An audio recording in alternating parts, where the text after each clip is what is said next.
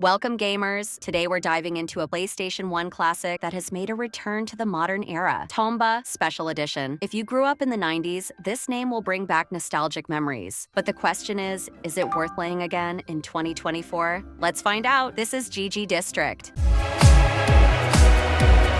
For those who may not know or need a refresher, Tomba is a platformer released in 1997 in Japan and 1998 in Europe and America. It was developed by Whoopee Camp, a studio led by Tokuro Fujiwara, the creator of Ghosts and Goblins. The game combines elements of 2D platforming and adventure with a vibrant, lively world and a truly quirky story. Our protagonist, Tomba, is a wild young man with pink hair whose main goal is to recover his golden bracelet, stolen by evil pigs known as the 7 Evil Pigs. Yes, literally pigs. But that's not all. Tomba must also lift a curse that has fallen over the land,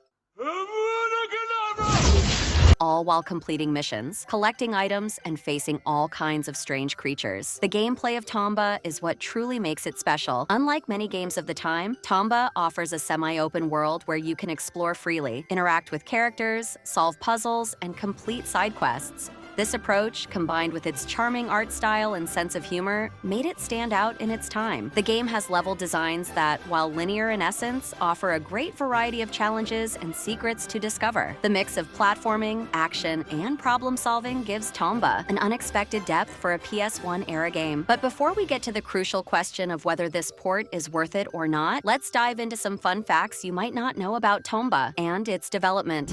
Did you know that Tokuro Fujiwara, the creator of Tomba, was also one of the minds behind classics like Mega Man and Resident Evil? After leaving Capcom, he founded Whoopee Camp and decided to embark on a more personal and risky project with Tomba. The idea was to create a game that combined platforming action with a unique mission system, something very innovative for the time. The game is also full of cultural influences. Many of the characters and enemies are inspired by Japanese folklore, giving Tomba a distinctive touch and the feeling of being in a completely different world. Additionally, the music was composed by Harumi Fujita, who also worked on other classic games like Final Fight and Ghouls and Ghosts.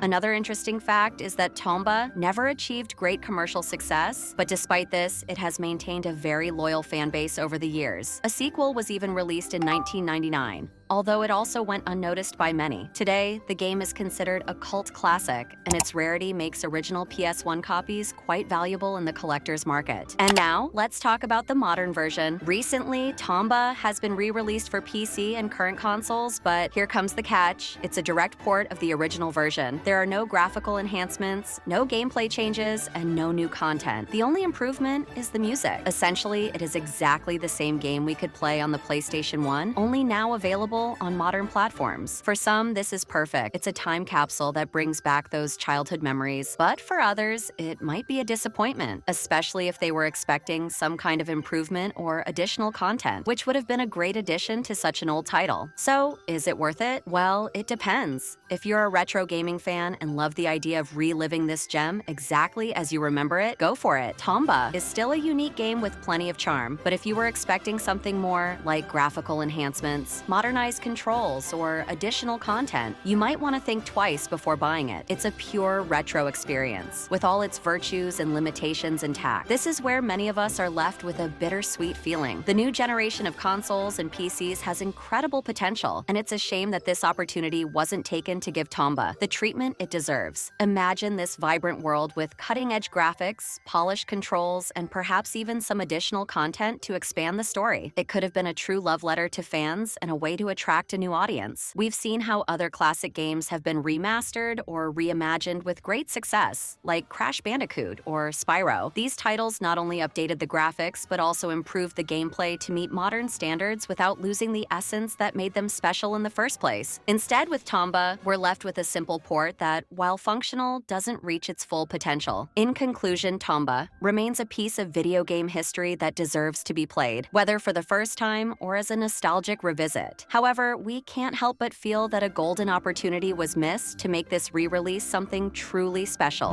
That's all for today, gamers. If you like this video, don't forget to give it a like, subscribe, and hit the bell to make sure you don't miss any of our upcoming adventures. What's your opinion on this Tomba port? Leave it in the comments. We'll see you in the next video.